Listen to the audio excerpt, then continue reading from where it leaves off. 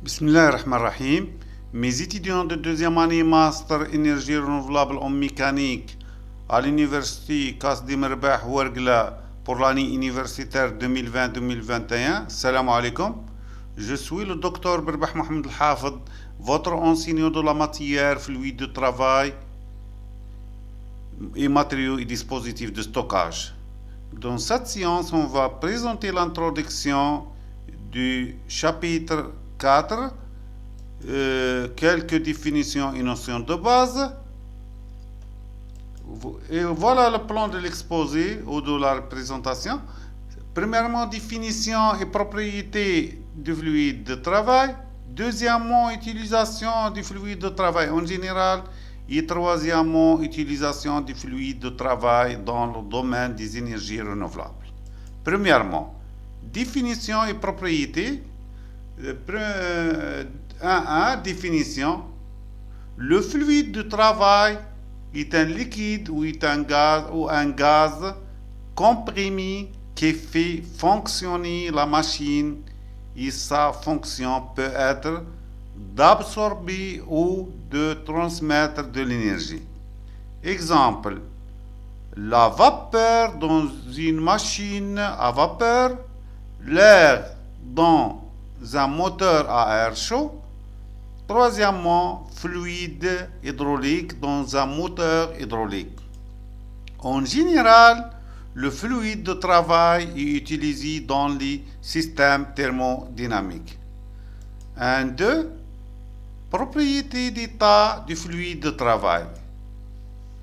Les propriétés du fluide de travail sont essentielles pour la description complète du système thermodynamique.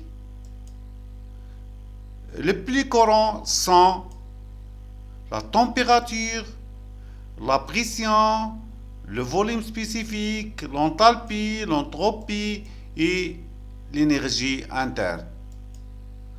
Deuxième point, utilisation du fluide de travail dans le fluide de travail en général. De 1, pour l'énergie hydraulique, le fluide de travail, c'est l'eau ou autre fluide hydraulique, transfère principalement la force, le mouvement ou l'énergie mécanique entre les composants hydrauliques tels que les pompes hydrauliques, les cylindres hydrauliques, les moteurs hydrauliques. 2. En pneumatique, le fluide de travail est de l'air ou un autre gaz qui transfère la force entre les composants pneumatiques tels que les moteurs pneumatiques, les pompes à vide, troisièmement les compresseurs et quatrièmement c'est les cylindres pneumatiques. Remarque, dans les systèmes pneumatiques, le gaz de travail stocke également de l'énergie car il est compressible. 2. 3. Le fluide de travail d'un moteur thermique ou d'une pompe à chaleur, ce fluide est un gaz ou un liquide généralement appelé réfrigérant ou liquide de refroidissement ou gaz de travail. Il convertit principalement l'énergie thermique en énergie mécanique ou vice-versa, c'est-à-dire inversement. Le principe de la conversion, c'est le changement de phase et aux chaleurs de compression et d'expansion. Exemple. Premier cas, le cas de changement de phase. 1, c'est l'eau et le vapeur. C'est le changement de l'eau, de l'état liquide de vapeur dans les moteurs à vapeur, comme il est présenté dans le schéma. B, c'est les chlorofluorocarbures, c'est les CFC,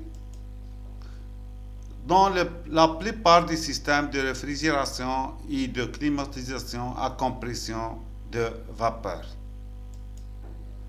Deuxième cas, sans changement de phase, c'est le cas de l'air ou l'hydrogène dans les moteurs à air chaud tels que les moteurs stéréiques. B. L'air ou les gaz dans les pompes à chaleur à cycle à gaz. Quatrième point, c'est le 2.4, production d'un travail. Le fluide de travail peut être utilisé pour produire un travail utile s'il est utilisé dans une turbine. De plus, dans les cycles thermodynamiques de l'énergie peut être entré dans le fluide de travail au moyen d'un compresseur. On passe maintenant au troisième point, c'est l'utilisation du fluide de travail dans le domaine des énergies renouvelables.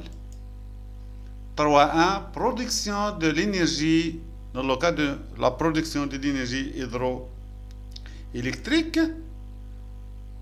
le fluide c'est l'eau. Dans une centrale hydroélectrique, le fluide de travail c'est l'eau tombe par une chute appelée une conduite forcée et passe sur les balles de la turbine. Deuxième étape, l'eau fait tourner les balles qui sont reliées aux aimants par l'arbre de générateur.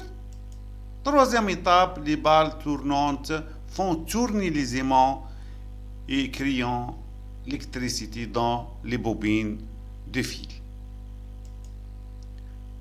3.2. En solaire thermique et dans le but de produire de l'eau chaude, sanitaire et ou le chauffage par l'énergie solaire, un fluide, car le porte c'est un fluide de travail, chauffé par le soleil dans les capteurs, réchauffe ensuite l'eau froide d'un ballon de l'eau chaude sanitaire. Troisième point, c'est 3.3, pardon. En solaire thermodynamique à concentration, le fluide caloporteur est un composant indispensable dans diverses installations de solaire thermodynamique à concentration telles que les concentrateurs ponctuels, cylindres paraboliques, etc. Dans les centrales à capteurs cylindres paraboliques, le fluide caloporteur, c'est une huile synthétique. Dans le cas des centrales à miroir de Fresnel, c'est le fluide caloporteur, toujours c'est une huile synthétique. Mais dans le cas des centrales à concentration, le fluide caloporteur, c'est un sel fondé, c'est les sels fondés. Enfin, on passe maintenant à quelques fluides de travail. Premièrement, c'est l'eau. L'eau, c'est liquide, fluide. L'eau liquide, fluide de transfert idéal, offre un excellent coefficient d'échange et possède une forte capacité thermique et utilisé directement comme fluide thermodynamique dans un cycle de Rankine. Deuxièmement, les huiles qui présentent un bon coefficient d'échange sont les fluides les plus utilisés dans les centrales cylindro-paraboliques. Troisièmement, les gaz, hydrogène ou hélium, sont utilisés comme fluide thermodynamique et entraînent les moteurs Stirling associés aux collecteurs paraboliques. Quatrièmement, les sels fondés, mélange binaire ou ternaire à base de nitrate de sodium et de potassium qui possèdent une densité élevée sont de très bons fluides de stockage. Voilà la fin de cette présentation. Merci pour votre attention. مع تحيات أستاذكم الدكتور بربح محمد